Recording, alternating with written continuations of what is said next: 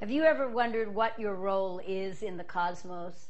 I mean, why we're here among all these wonderful stars and planets?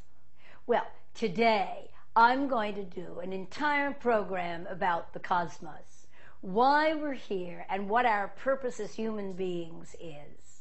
I have two guests, Dr. Brian Swim, who's a cosmologist, and Professor Mary Evelyn Tucker, who is a professor of world religions. Brian Swim is a mathematical cosmologist. He's on the graduate faculty of the California Institute of Integral Studies.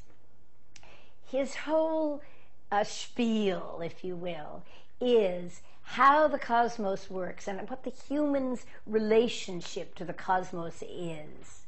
And Brian's ideas have been presented at conferences sponsored by organizations as diverse as the World Bank, the American Association for the Advancement of Science, and the United Nations.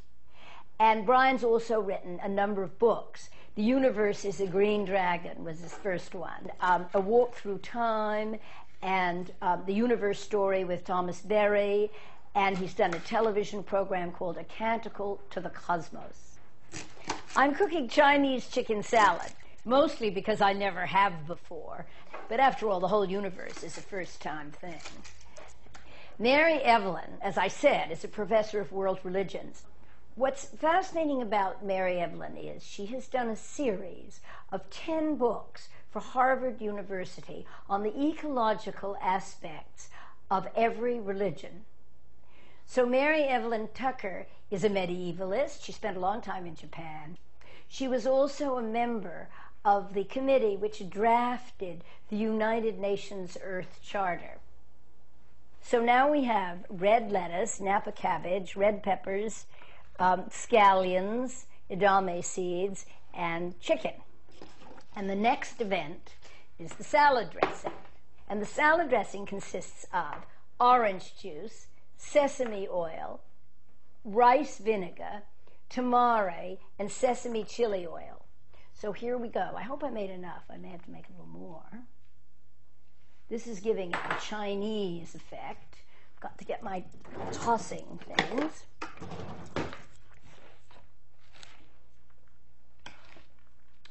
So what I'm hoping for the show today is that we're going to discover our place in the universe.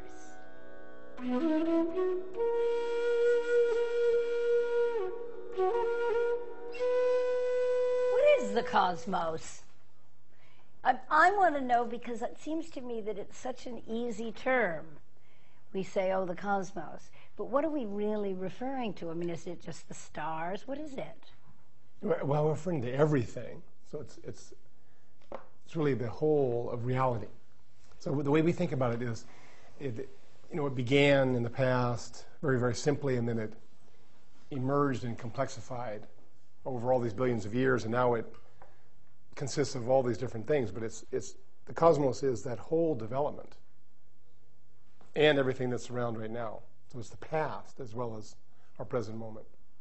So the story is that the universe began 13.7 billion years ago as just light and elementary particles. And then these developed into stars and galaxies. And then the stars themselves gave birth to new star systems with planets and complexified into life, and here we are. So that whole development is the cosmos, all of that. But what would generate something like that beginning? Why would it, what was the thing that would generate such an activity? No one has the slightest idea. Really? Yeah. The way we talk about it is that right now, even here in this room, there are elementary particles foaming into existence. And we do know this for sure, that they're emerging into this room and they didn't exist before. And the way we talk about it is that they're coming from a place we call the quantum vacuum. But it's not something we really know what that is. It's just a word, 2 words, quantum vacuum.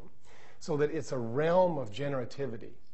And so we know that these particles are emerging right now. So our way of thinking about it is that 13.7 billion years ago, there was a massive flux of particles out of the quantum vacuum, and that then complexified all this time. And the most amazing thing is, if you look at the universe as a whole, so you have all this matter and it's rushing apart. And if you add up the energy of the entire universe, it amounts to 0 because the gravitational energy is added in as a negative. So in other words, the expansion outward from the beginning exactly balances the energy that's pulling the universe together. And because that is at 0, we can imagine the entire universe as what we call a quantum fluctuation. I mean, it's bizarre. Isn't that very magic? Well, what could be more magical? It's the ultimate free lunch, we call it. But how do we know that this is true? In other words, in a way, it's our Western myth. This is how the universe developed. How do scientists make it into science and say this is true? As opposed to a goat existed. As opposed to what I'm going to ask Mary Evelyn about creation myths. Well, the way we feel confident is that we can measure. We can actually measure. See, the thing is, if we looked at the galaxies, we could have discovered this. If we looked this way, we could have found all those galaxies moving toward us. Right. And then we look that way, we'd find all the galaxies moving away. But we didn't. No. I mean, that's the whole amazing point, is that we found all of them moving away. We measured it. How does that prove to somebody living in some other country that believes that the world came into existence with a monkey and a rock? How do we prove